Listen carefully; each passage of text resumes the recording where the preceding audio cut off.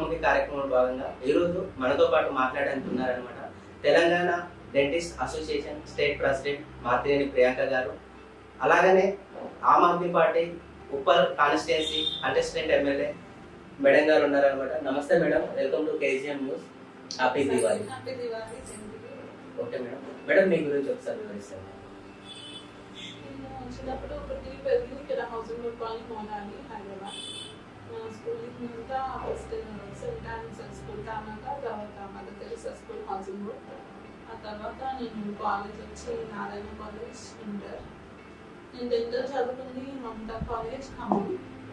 So నేను college నుంచి బయటకు వచ్చాక మా డెంటల్ డాక్టర్స్ వాళ్ళు ఎదుర్కొంటున్న సమస్యలు అని నాకు అప్పుడు అవగతం అయ్యి అప్పటి వరకు మా డెంటిస్ట్ అంటే చాలా బ్రైట్గా ఉంటుంది, లైఫ్ చాలా బాగుంటుంది అని నేను అనుకునేదాన్ని. బట్ బయటకు వచ్చాక మా కష్టాలు, మా ఫ్యాకల్టీలో అన్ఎంప్లాయ్మెంట్ ప్రాబ్లమ్స్, మా డాక్టర్స్కి ఉన్న పరిస్థితి, అప్పట్లో కనీసం ప్రెషర్ డెంటిస్ట్ 5,000-6,000 కూడా ఇయ్యని పరిస్థితి. సో అవన్నీ నేను తెలుసుకున్నాను బయటకు వచ్చాక. సో కాలేజ్లో ఉన్నంత వరకు అది వేరు, బట్ బయటకు వచ్చాక రియల్గా ప్రాక్టికల్గా మనకి గ్రౌండ్లో అది వేరు. సో అవన్నీ తెలుసుకొని ఎప్పుడైతే తెలంగాణ ఫామ్ అయిందో, తెలంగాణ గవర్నమెంట్ వచ్చిందో, అప్పుడు నేను వాళ్ళ సపోర్ట్ తీసుకొని నేను తెలంగాణ డెంటిస్ట్ అసోసియేషన్ పెట్టడం జరిగింది.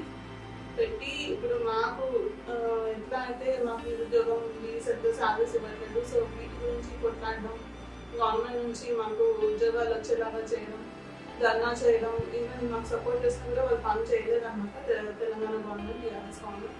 సో వాళ్ళకి ఎగ్జామ్స్ ఇండియా పక్క ధర్నా కూడా చేశాను. అట్లా స్టేట్ లెవెల్గా నేను హైలైట్ అయిపోయింది. అందరు డాక్టర్స్, యంగ్ డాక్టర్స్ అందరూ నాకు సపోర్ట్ చేయడం జరిగింది. సో అలా నేను ఒక స్టేట్ లెవెల్గా ఒక దంత వైద్యుల కోసం పోరాడే వ్యక్తిగా నేను అందరికీ సుపరిచితం. అలాగే నేను హాస్పిటల్ పెట్టాక 2011లో నా ఓన్ హాస్పిటల్ నేను పెట్టుకున్నాను. సో అప్పటి నుంచి నేను లాయన్స్ క్లబ్లో అసోసియేట్ అవుతాను. నేను చాలా క్యాంప్స్ పెట్టాను, ఫ్రీ డెంటల్ చెకప్ క్యాంప్స్, అవి చాలా క్యాంప్స్ పెట్టేసి నాకు లాస్ట్ 2018 వరకు వచ్చేసి నాకు 400 ఫ్రీ క్యాంప్స్ అయిపోయాయి అనమాట. I am the only lady dentist in the 2 Telugu states to conduct 400 free dental checkup camps. So అన్ని క్యాంప్స్ పెట్టినందుకు నాకు చాలా అవార్డ్స్ అంటే లాంచ్ క్లబ్ నుంచి కూడా ఇంటర్నేషనల్ అవార్డ్స్ వచ్చాయి, మళ్ళీ లోకల్గా అవార్డ్స్ వచ్చాయి, మళ్ళీ స్టేట్ గవర్నమెంట్ అవార్డ్స్ వచ్చాయి, ఒక ఢిల్లీ అవార్డ్ కూడా వచ్చింది. సో అట్లా అవార్డు రావడం వల్ల ఆమ్ ఆద్మీ పార్టీ ఢిల్లీ నన్ను గుర్తించడం జరిగింది. అలా నాకు ఎమ్మెల్యే టికెట్ కూడా ఇవ్వడం జరిగింది. ఇది నా గురించి బ్రీఫ్గా చెప్పడం. Okay madam, thank you. మీరు డెంటిస్ట్ అని చెప్తున్నారు అనమాట. సో డెంటిస్ట్ నుంచి డెంటల్ డాక్టర్గా మీరు బయటకు వచ్చిన తర్వాత పాలిటిక్స్లోకి ఎందుకు రావాలనుకున్నారు? సో ఎలా అవకాశం వచ్చింది? నేను తెలంగాణ డెంటిస్ట్ అసోసియేషన్ పెట్టిన తర్వాత నేను మా డాక్టర్స్ని తీసుకొని చాలా మంది లీడర్స్ని కలవడం జరిగింది. ఇటు రూలింగ్లో ఉన్న టీఆర్ఎస్ పార్టీని, అపోజిషన్ పార్టీ, బీజేపీ పార్టీ, ఇలా అన్ని పార్టీస్ని తిరగడం జరిగింది. సో మాకు ఏంటంటే ఎంతసేపు మేము తిరగడం, చెప్పడం, మా సమస్యల గురించి కరపత్రాలు ఇవ్వడం, వాళ్ళకి రిప్రజెంటేషన్స్ ఇవ్వడం, దీంతోనే సరిపోయింది. బట్ ఎవరు కూడా మాకు ఏ విధమైన సహాయం అందించలేదు. చేస్తాం, చూస్తాము అని చెప్పేవాళ్ళే తప్పితే ఎవరు మా కోసం చేస్తామని లేదు. సో అందుకని నేను కూడా నిర్ణయించుకున్నాను, దీంతో కాదు, మనకి డైరెక్ట్గా నేనే పోటీ చేయాలి, నేనే మా డాక్టర్స్ అందరిని ఆడుకోవాలి. అలాగే సొసైటీలో ఉన్న చాలా సమస్యల్ని నేను పరిష్కరించగలను. I'm educated, I'm youth and I have lot of support from my colleague dental doctors అనేసి. సో నేను అలా అనుకున్నాను. బట్ అనుకోకుండానే నేను నాకు హర్ ఎక్సలెన్సీ అవార్డు వచ్చింది తెలంగాణ గవర్నమెంట్ నుంచి. అది నాకు రవీంద్ర భారతిలో ఇవ్వడం జరిగింది. సో ఆ అవార్డుకి ఢిల్లీ వాళ్ళు కూడా రావడం జరిగింది. సో అలా ఢిల్లీ గవర్నమెంట్ సైడ్ నుంచి కూడా నాకు రికగ్నిషన్ వచ్చి వాళ్ళే నాకు ఆఫర్ చేశారు, ఉప్పల్ ఎమ్మెల్యే టికెట్ ఆఫర్ చేశారు. ఆల్రెడీ ఇక్కడ కంటెస్టెంట్ ఒక అతను చాలా వర్క్ చేశాడు ఉప్పల్ ఏరియాలో, and he was expecting ticket. But still Priyanka Kakkar garu ఢిల్లీలో ఉన్న Telangana observer, she is Telangana observer. So తను ఒక మహిళ, ఇంత పెద్ద అసోసియేషన్ ప్రెసిడెంట్, ఎన్ని అవార్డ్స్, ఎన్ని సోషల్ సర్వీస్ చేయడం వల్ల తను ఇంప్రెస్ అయితే తను నాకు టికెట్ ఇచ్చింది. సో టికెట్ ఇచ్చింది, నేను కంటెస్ట్ చేశాను. నాకు కూడా ఓట్లు అయితే వచ్చాయంటే మరి నేను గెలిచేంత ఓట్లు రాలేదు. But still I'm still in the race. ఈ ఫస్ట్ పోటీ చేయడంతోనే ఓటమి అనుకోకుండా ఇంకా మనం ప్రజల్లో తెలిస్తే ఇంకా 2-3 టైమ్స్ కంటెస్ట్ చేసి ఇంకా వాళ్ళకి ప్రజల్లో తెలిస్తే వాళ్ళు డెఫినెట్గా ఈ స్వార్థపరులు ఉన్న సమాజం నుంచి నన్ను డిఫరెంట్గా చూసి నాకు ఓట్లేస్తారని నేను అనుకుంటున్నాను. ఇంకా మేడం డెంటల్ డాక్టర్స్ కోసం మీరు చేసిన ఉద్యమాలు అంటే ఇప్పటిదాకా మీరు ఏమేమి చేశారు ఈ ఉద్యమంలో? డెంటల్ డాక్టర్స్ కోసం స్పెషల్లీ నేను అన్ని మినిస్టర్స్ కానీ ఎమ్మెల్యేస్ కానీ అందరు లీడర్స్ దగ్గర తిరగడం జరిగింది. ఇక్కడ గవర్నమెంట్ ఇలా పొజిషన్ అప్పుడు ఫస్ట్ మినిస్టర్ రాజే గారు కానీ నెక్స్ట్ మినిస్టర్ లక్ష్మారెడ్డి గారు కానీ తర్వాత ప్రీటల్ రాజేంద్ర కానీ అందరినీ కలవడం, అందరూ మా సమస్యల గురించి చెప్పడం. ఈవెన్ ఇప్పుడు కోవిడ్ టైంలో కూడా మేము చెప్పి మళ్ళీ కూడా టీవీ ఛానల్లో కూడా కానీ సాటిలైట్ ఛానల్స్లో కూడా మా న్యూస్ వచ్చింది. సో నిన్నైతే చాలా మా సైడ్ నుంచి మేము చాలా వర్క్ చేస్తున్నాము. బట్ గవర్నమెంట్ ఏదైనా చేస్తాం చూస్తాం అనడం తప్పితే మా కోసం అయితే ఏం చేసేది లేదు. I could recognize that government is not working అన్న 2014-15 టైంలోనే నేను రికగ్నైజ్ చేశాను. గవర్నమెంట్ పుట్టిగా హామీలు ఇస్తుందని ఏం చేయట్లేదని తెలిసి అప్పుడే మేము ఇంద్రా పార్క్లో ధర్నా చేయడం జరిగింది. And it was a buzz in dental community. So పెద్ద రెస్పాన్స్ వచ్చింది. ఈవెన్ ఇండియా లెవెల్లో కాల్స్, ఇంటర్నేషనల్ లెవెల్లో కాల్స్ వచ్చాయి. అసోసియేషన్ డాక్టర్స్ కానీ అవుట్సైడ్ డాక్టర్స్ కానీ డెంటల్ డాక్టర్స్ కానీ నన్ను అప్రిషియేట్ చేయడం జరిగింది. బట్ అది ఇద్దరితో ఆగిపోకూడదు. ఎందుకంటే మనము నేను ఒక్క డెంటల్ గురించే ఫైట్ చేస్తున్నాను, కానీ అన్ఎంప్లాయ్మెంట్ అనేది ప్రతి సెక్టర్లో ఉంది. ప్రతి degree holder suffering with unemployment. So ఈ సమస్యని మనం ఎట్లయినా పరిష్కరించాలి. కేసీఆర్ గారు మనకు ప్రామిస్ చేశారు, ఇంటికి ఒక గవర్నమెంట్ ఉద్యోగం ఇస్తానంటూ ప్రామిస్ చేశారు.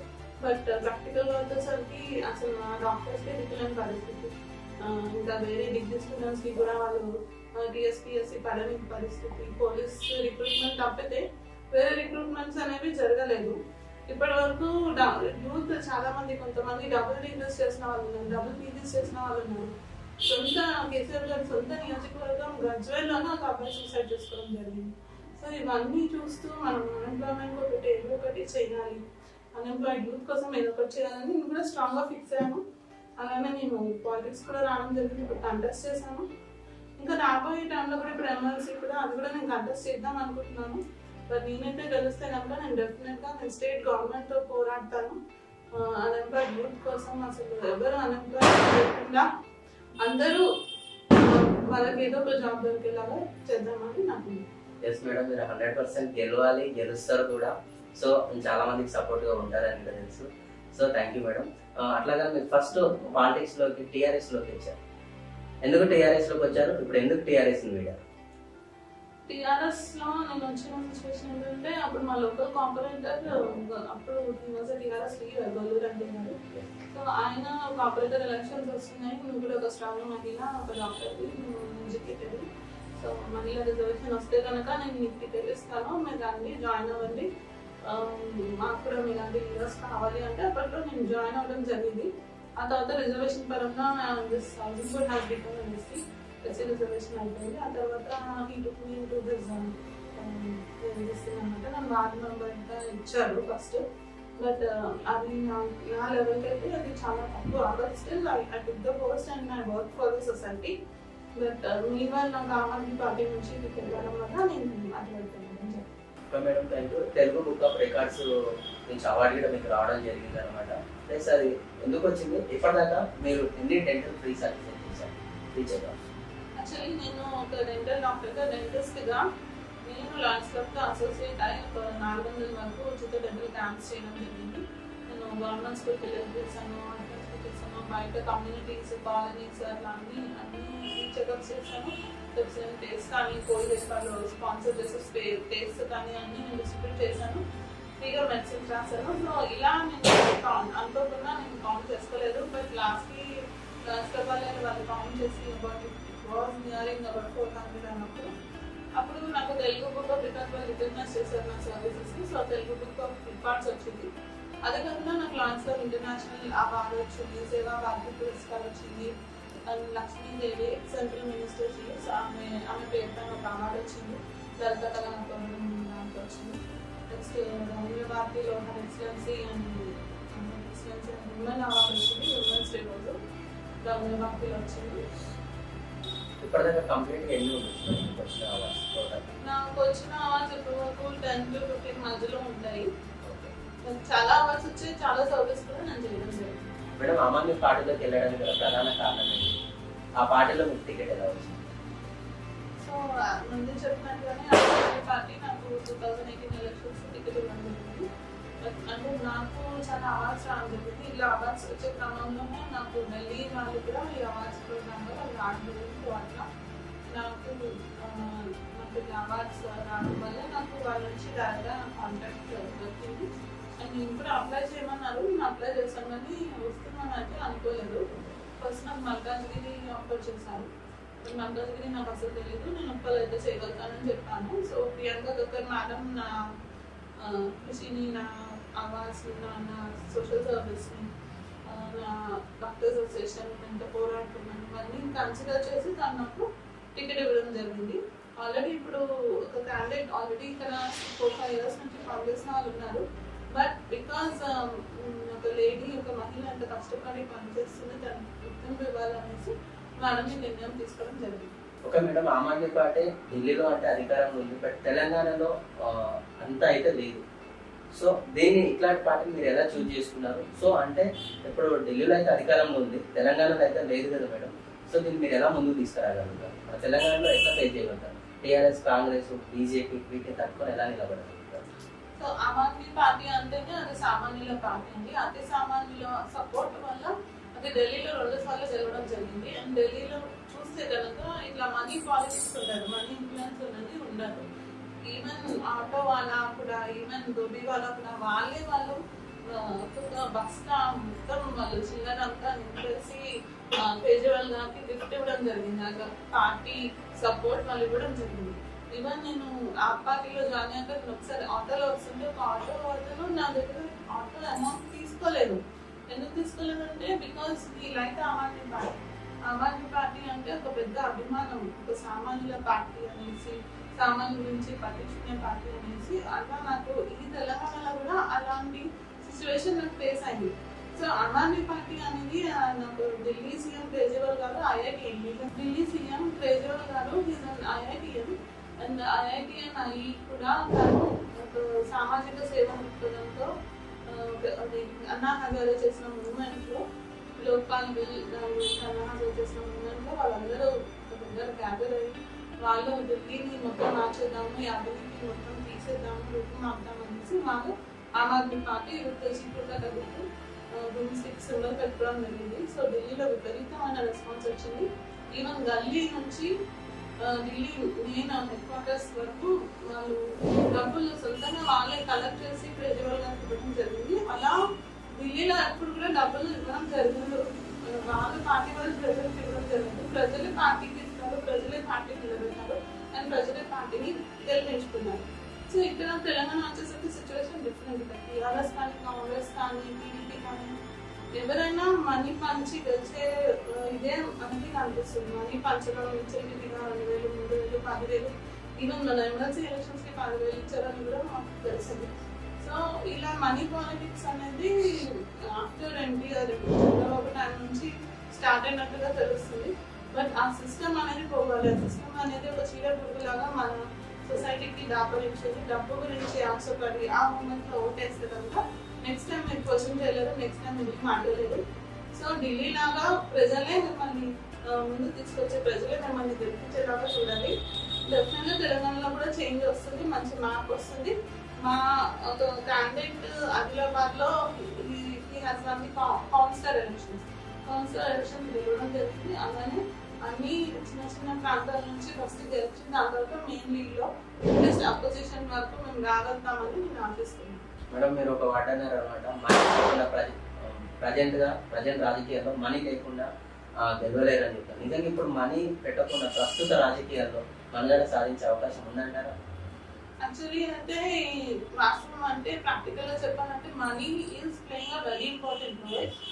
ఈవెన్ నేను ఆమ్ ఆద్మీ పార్టీలో పోటీ చేసిన నాకు నెక్స్ట్ ఎలక్షన్స్ అయితే ముందు రోజు 30-40 కాల్స్ వచ్చాయి. మేము ఇంతమంది ఉన్నాం, మాకు ఎంత ఇస్తారు, మేము ఇంతమంది ఉన్నాం, మాకు ఎంత ఇస్తారు. అంటే డైరెక్టర్ ఆస్కింగ్ వాళ్ళ ఓట్లు ఇస్తారా లేదో కూడా తెలియదు. బట్ డిమాండింగ్ మేము ఇంతమంది ఉన్నాం, మాకేం ఇస్తారు అనేసి. సో రాజకీయవేత్తలు ఎంత దిగజార్చారు, మొత్తం సొసైటీని ఎంత దిగజార్చారు, అమ్ముకుపోయే సొసైటీ. రోడ్ పైన చేసే ర్యాలీస్ కూడా అంత పెయిడ్ పాలిటిక్స్ అది. ఒక్కొక్క ర్యాలీకి వచ్చిన పర్సన్కి 200-300 ఇవ్వడం జరుగుతుంది, టీఆర్ఎస్ పార్టీ కానీ ఏ పార్టీ కానీ. సో అంత everything is paid, everything is sponsored. So ఏది కూడా వాళ్ళంతా వాళ్ళు వచ్చిన వాళ్ళంటే ఎవరు లేరు. సో ఈ సిచ్యువేషన్ మారాలి, ఇలాంటి కరప్టెడ్ పాలిటిక్స్ అంటే మారాలి. సో వాళ్ళు ఎందుకు ఇన్వెస్ట్ చేస్తున్నారు, ఎందుకు అంత ఖర్చు పెట్టి వాళ్ళు ఎందుకు గెలుస్తాం అనుకుంటున్నారో దాని వెనకాల రహస్యం ఏంటి అది ప్రజలు గ్రహించాలి. ఎవరైతే డబ్బు ఊరికే పెట్టారు, మనం పెడుతున్నారంటే వాట్ ఆర్ ఎక్స్పెక్టింగ్ అది ప్రజలు ఆలోచించాలి. అలా ఆలోచించినప్పుడే మార్పు అనేది వస్తుంది. అండ్ ఈ రోజు డబ్బులు తీసుకుని ఓటేసినా కూడా రేపు వాళ్ళు క్వశ్చన్ చేయలేదు ఆ లీడర్ని కానీ మినిస్టర్ని కానీ. క్వశ్చన్ మీరు డబ్బులు తీసుకునే కదా ఓటేసారని వాళ్ళు ఆన్సర్ చెప్పడం జరుగుతుంది. ప్రస్తుత రాజకీయాల్లో మార్పు సాధ్యమవుతుందా? ప్రస్తుత రాజకీయాల్లో మార్పు అనేది కొంచెం స్లోగా చేంజ్ అవ్వాలి. బికాస్ ఢిల్లీ లాంటి ప్లేస్ లో అందరు గవర్నమెంట్ ఎంప్లాయీస్ ఢిల్లీలో అంటే కొంచెం వర్కింగ్ క్లాస్ ఉంటారు. ఎస్పెషల్లీ ఢిల్లీలో ఎంప్లాయీస్ గవర్నమెంట్ ఎంప్లాయీస్ ఎక్కువ ఉంటారు. సో 70-80% గవర్నమెంట్ ఎంప్లాయీస్ ఉంటారు, 20% స్లమ్ ఏరియాస్ ఉంటాయి. సో ఢిల్లీలో అంత పెద్ద మార్పు సాధించింది కూడా సామాన్యులు, మిడిల్ క్లాస్ వాళ్ళు ఎవరు పెద్ద రిచ్ ఇది అని కాదు, కానీ వాళ్ళు మిడిల్ క్లాస్ అందరు గవర్నమెంట్ ఎంప్లాయీస్. వాళ్ళు మార్పు తీసుకొచ్చినప్పుడు మీకు ఎందుకు మార్పు రాదు? మీరు కూడా మీరు అభివృద్ధి కోరుకుంటే, డెవలప్మెంట్ ని కోరుకుంటే మీరు కూడా మార్పుని తీసుకొని రావాలి. అభివృద్ధి కావాలంటే ఆ మంది కోటేయాలి. ఓకే మేడం, ఫ్యూచర్ మీ డ్రీమ్స్ అండ్ ఆస్పిరేషన్ గోల్స్ ఏంటి, ఏమవ్వాలనుకుంటున్నారు? యాక్చువల్లీ నా డ్రీమ్ అంటే హెల్త్ మినిస్టర్ అవ్వాలి, మా డాక్టర్ సమస్యలని పరిష్కరించాలనేది నా డ్రీమ్. బట్ అది అవ్వడానికి మరి ఎంత టైం పడుతుందో నాకు తెలియదు. బట్ నేనైతే ఒక లీడర్గా నేను already society I have been expose to the society. So society నన్ను యాక్సెప్ట్ చేసే రోజు ఒక రోజు వస్తుంది. సో అప్పుడు నేను డెఫినెట్గా నా రోల్ నేను పూర్తి చేస్తాను, నా పాత్ర నేను పోషిస్తాను. అన్ఎంప్లాయ్మెంట్ అనేది తరిమి కొట్టాను. యూత్ ప్రజలు ఎవరు కూడా ఆకలితో పడుకోకుండా, వాళ్ళు అన్ఎంప్లాయ్మెంట్తో బాధపడకుండా నేను చేస్తాను. ఇప్పుడు రాబోయే ఎమ్మెల్సీ ఎలక్షన్స్ కానీ కాంపిటేటివ్ ఎలక్షన్స్కి కానీ నాకు ఒక అవకాశం అయితే మీరు ఇవ్వాలి. నేను డబ్బులు ఇచ్చి నేను ఓట్లు అడగను, నేను డబ్బులు ఇవ్వను. మీరు కూడా డబ్బులు తీసుకోకుండా ఓట్లు వేయాలి. అలా ఓట్లేసినప్పుడే మార్పు అనేది సాధ్యం. ఇలా డబ్బులు తీసుకొని అది గెలవలేదంటే అది మీ ఓటమే అవుతుంది. డబ్బులు తీసుకొని మీరు వేరే వాళ్ళకి ఓటేస్తే అది మీ ఓటమే అవుతుంది. సో అది మీరు గుర్తుపెట్టుకొని అలాంటి ఒక సిన్సియర్, ఒక ఎడ్యుకేటెడ్, ఒక డాక్టర్, ఒక నీతి నిజానికి, ఒక సోషల్ సర్వీస్ బ్యాక్గ్రౌండ్ ఉన్న మహిళకి మీరు ఓటేస్తే మీకు మంచి జరుగుతుంది. ఇప్పుడు చాలా మంది ఎలా ఉన్నారంటే మహిళ రిజర్వేషన్ అని చెప్పేసి వాళ్ళ వైఫ్స్ ని, వాళ్ళ పిల్లలని, వాళ్ళని ఇంట్లో వంట గదిలో నుంచి డైరెక్ట్ గా పొలిటికల్ గ్రౌండ్ లోకి తీసుకొస్తున్నారు. సో వాళ్ళకి ఏమాత్రం అవగాహన ఉండదు. మీరు ఆ క్యాండిడేట్స్ ని గెలిపించినా కూడా అధికారం అంతా వాళ్ళ భర్తల చేతిలోకి వెళ్ళిపోతుంది. నాలుగు స్వతహాగా లీడర్స్ గా బయటకు వచ్చిన వాళ్ళకి మీరు ఓటేయండి. సో మాలాంటి వాళ్ళకి ఓట్లేస్తుంది, మీకు న్యాయం జరుగుతుంది. అదే మీరు ఒక హౌస్ వైఫ్ కి కానీ, ఒక భర్త తీసుకొచ్చిన క్యాండిడేట్ కి కానీ ఓట్లు వేస్తే కనుక అధికారం వాళ్ళ భర్త చేతిలో వెళ్ళిపోతుంది, వాళ్ళ ఆధిపత్యంలో ఉండిపోతుంది, మీకు న్యాయం జరుగుతుంది. సో పెద్ద పెద్ద పార్టీస్ అందరూ వాళ్ళ వైఫ్స్ ని తీసుకొని రావడం, వాళ్ళ పిల్లల్ని తీసుకొని రావడం చేస్తున్నారు. అలా చేయకుండా వాళ్ళగా స్వతహాగా లీడర్ గా ఉన్న ఒక మహిళను గెలిపిస్తే మీకు బాగుంటుంది, మాకు బాగుంటుంది. ఇప్పుడు ప్రస్తుతం గ్రేటర్ హైదరాబాద్ కార్పొరేషన్ ఎలక్షన్ రాబోతున్నాయి కార్పొరేటర్. సో మీ పార్టీ ఎంత మేరకు పోటీ చేయబోతుంది, ఎన్ని స్థానాల్లో పోటీ?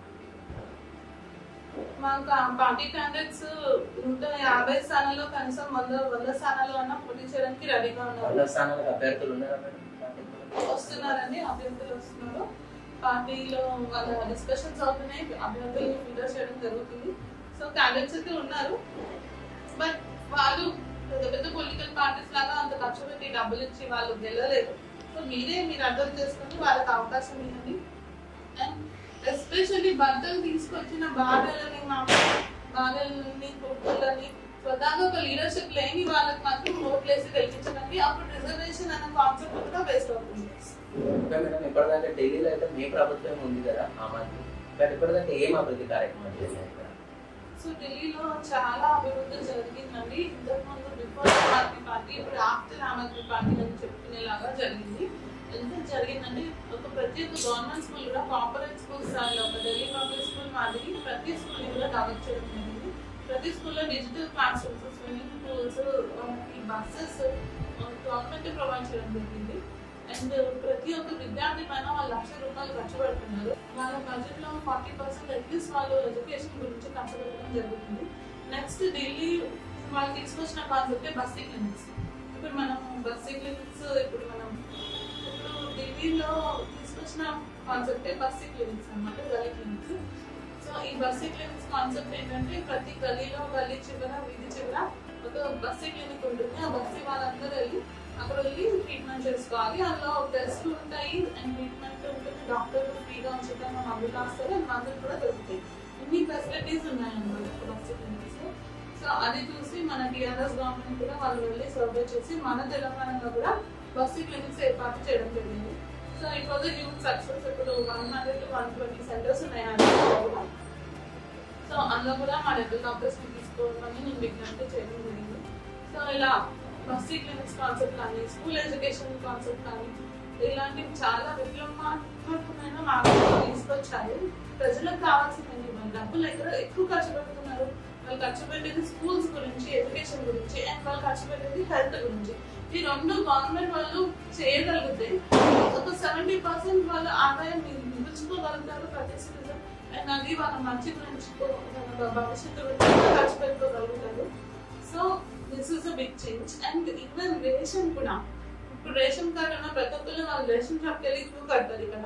కానీ అక్కడైతే వాళ్ళే వస్తారు, వాళ్ళే మన అపాయింట్మెంట్ తీసుకొని మన ఇంటికి వచ్చేసి వాళ్ళు రేషన్ డెలివరీ చేస్తారు. సో హోమ్ రేషన్ డెలివరీ ఉంది అక్కడ.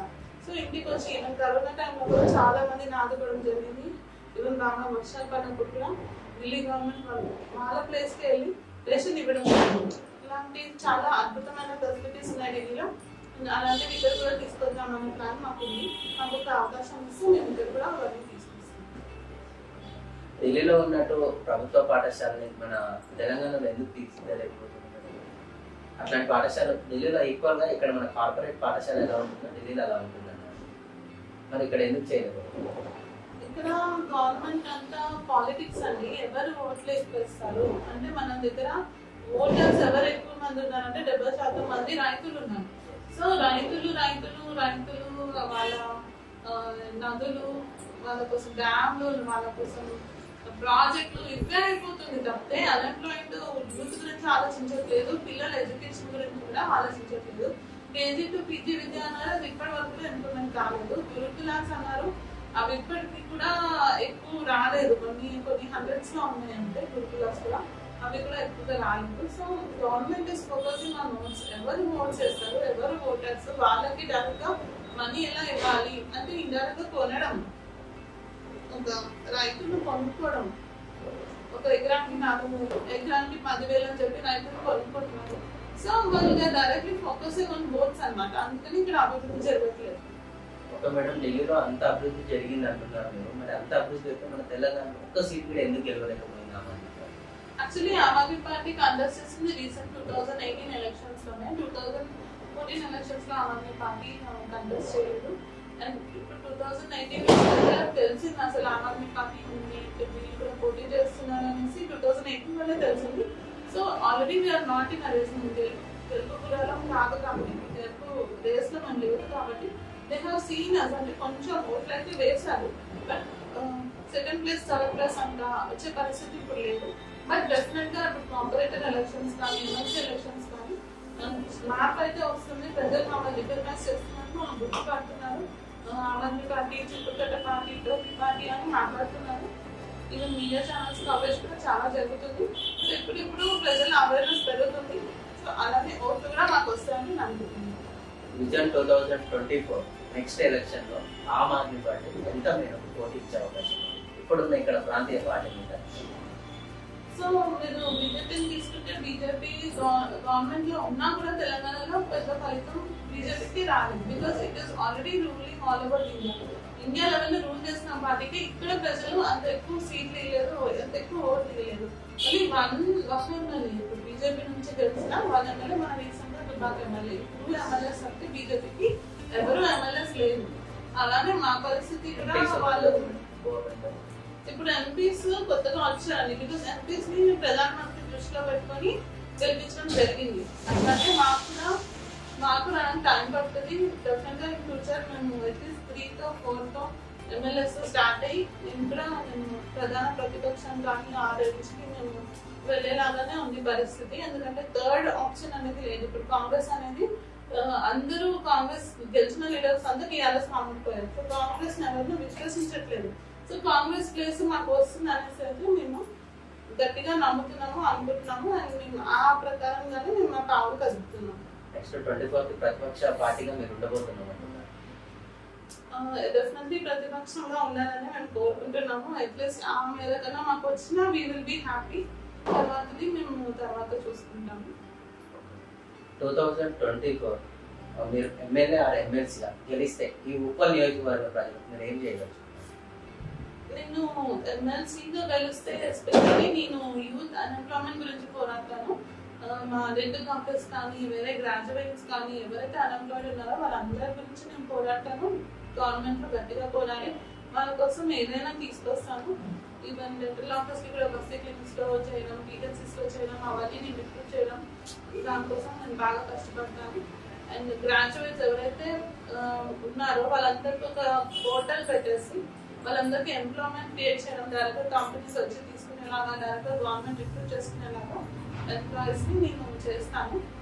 నెక్స్ట్ ఎమ్మెల్యేగా కలిస్తే ఎమ్మెల్యేగా లోకల్ సమస్యలు, లోకల్గా ఉన్న ప్రజల సమస్యలు, వాళ్ళ డ్రైనేజ్ ప్రాబ్లమ్స్, వాళ్ళ రోడ్ ప్రాబ్లమ్స్ కానీ, వాళ్ళ సదుపాయాలు, స్కూల్స్, ఇక్కడ ఒక కాలేజ్ లేదు ఉప్పల్లో గవర్నమెంట్ డిగ్రీ కాలేజ్ కూడా లేదు. సో అలాంటివి నేను ఏర్పాటు చేస్తాను. ప్రజలకి రోడ్ ట్రాఫిక్ ప్రాబ్లమ్ కానీ, roads problems, metro train problem, ఇవన్నీ చాలా ఉన్నాయి. ఆ సమస్యలన్నీ నేను ఫోకస్ చేసి పరిష్కరిస్తాను. ప్రస్తుతం తెలంగాణలో టీఆర్ఎస్ పనితీరు